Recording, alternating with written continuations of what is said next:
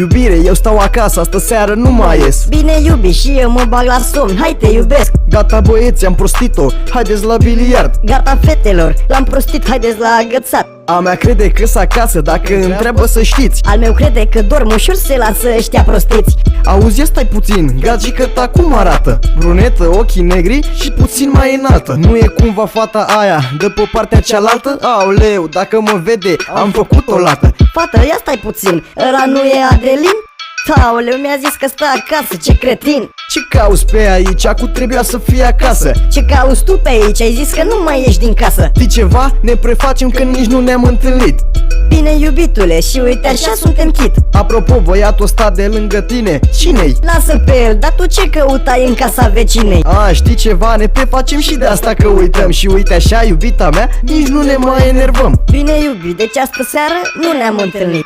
Nu ne-am întâlnit, iubita, nu ne-am întâlnit. Oricum stăteam cu ea să o bag în pat. Oricum stăteam cu el pentru bani.